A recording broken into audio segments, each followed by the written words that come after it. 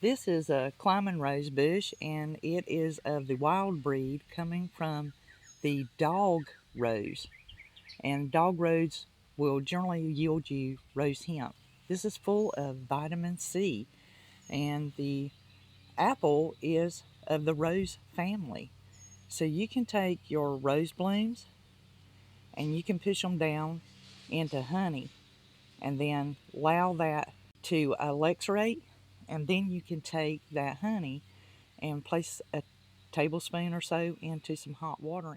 So here I have my tea rose and my regular climbing rose, and what you want to do is allow your petals to callus. You can use them fresh, but I found that they're more potent and better flavored in my honey electuary when I let them callus a little bit like this. Then you can really truly taste the flavor of them. And these, as well. You can also use these dry and make your own blend of tea. I'll add this to my lemon balm and that'll give it even more flavor. So that's two ways you can use it. Now right here I have my honey. And if basically you just take the petals and you place them into the honey, you make it as full of density as you want with the rose petals, and you can place them right into your honey, and then you would just cover the petals up and let them stay in there. And you do not have to ever remove them, but when you fix your tea, you'll capture your petal and you'll have your honey, and you can just stir that into your hot tea.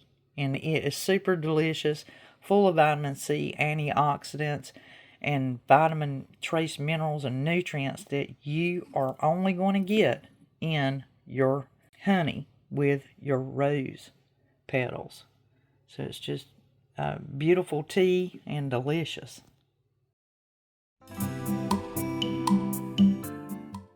Jump into your spring and summer with the fish bowls from Dollar Tree.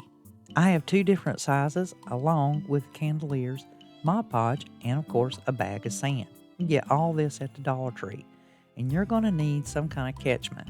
I'm also using a Dollar Tree wash tub or dish tub, and you're going to apply the Mod Podge all about your fish bowl. And you want a heavy coat there, but don't have it piled up, because when your sand adheres to it, you're going to want it smooth. So I'm going to show you two different methods on when I went about applying this. This is the first one. Now, I made these sand globes for you guys in the past about 3 or 4 years ago. They are one of my favorite. They're beautiful year-round, and I absolutely love them so much. And I had a request, so I am making them again to show you how quick and easy you can take and repurpose, upcycle, and reuse some of your glass bowls that perhaps you've emptied it out through burning a candle, or you got a gift in it of some kind, or perhaps you have some of the taller candy dishes that are just sitting around. This is a way for you to repurpose, reuse, and upcycle those candy dishes by applying the Mod Podge and a layer of sand. Now, once we get this next go of sand on there, the idea is to make sure that you have the entire globe covered with the Mod Podge and the sand adhering to it. Now, this is going to have to sit, so you want to fill in any of your blanks and make sure you're not what I call double dipping back into your Mod Podge. Make sure that you pour out your Mod Podge into a bowl that you can place your brush into and apply. Some of you may use the Dollar Tree foaming brushes. That's great for putting on this application. And as you can see, we are not putting anything on the bottom of this glass. But I did want to show you that it can effectively be done in little by little layer, and you don't have to rush yourself trying to get the Mod Podge onto this globe and coat it with sand. So here we have this one, and we're starting on the second one, and I'm just showing you how you can go back through there and put that Mod Podge on. and see how I'm tapping it so that I don't move the sand that's coated on there. I'm just trying to fill in any blanks, and it will give it this frosted look. It is very unique, and I'm telling you, once it dries, it's not going anywhere. There's no shedding, no powdering, all about the surface. And if you are planning on not using a candelier underneath this, wonderful, no problem. Just make sure you don't put any of the Mod Podge and sand on the bottom, because you don't want it to scratch your surfaces. And if you're using your fine linen, you don't want it to pick it, even though it will turn out smooth once it's fully coated. So here is the first one I did. And as you can see, the sand is really heavy on it.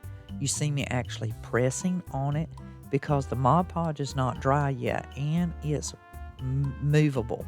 You can shift the sand per se. There are so many wonderful things you can do with this particular project. I have repurposed lamps that I took all of the electrical works out of and made it the pedestal underneath. I have also took and painted my candelier here white, and the thing is, we got the globe perfectly coated. Now, the one item or supply that you're going to need is some E6000 or Gorilla Glue. You could even use the epoxy that is used to repair fish aquariums. The main thing is to make sure that you have something to adhere it. So right here where I pounded my candeliers from Dollar Tree, I am pouncing my wax into my brush. Now these brushes, I will put a link in the description box down below where you can find this set for wow. And you see how small and usable they are? I got these from Amazon. I have been using these same brushes now for almost 5 years.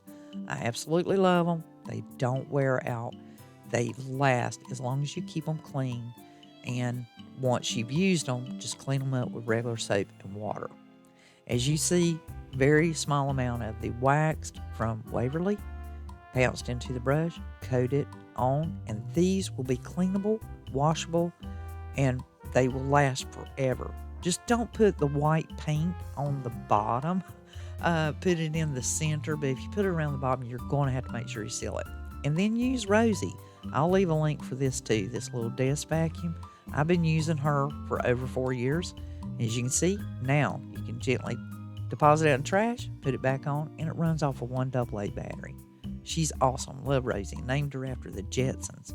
Now here are some ways you can finish it with a solid spray on acrylic. Here's the High Shine from Folk Art. And then, of course, the other one. You can get both of these at the Artisan at Walmart. And here I'm using the Gorilla adhesive glue. This, just read it and make sure that it would adhere glass to glass. And it only takes a dab to get it on there. And make sure you just good and coat it. Now these are going to have to sit and dry overnight to make sure that glue adheres. And I just look down through the center of it and press it into place. And then I leave them undisturbed alone in a room where no one is going to bother them. And it's just a quick fasten to the top. And that is pretty much it. If you have a lid, put it on there. And that's it for these snow globes. Until the next DIY, this is Elizabeth. I'll be crafting, y'all.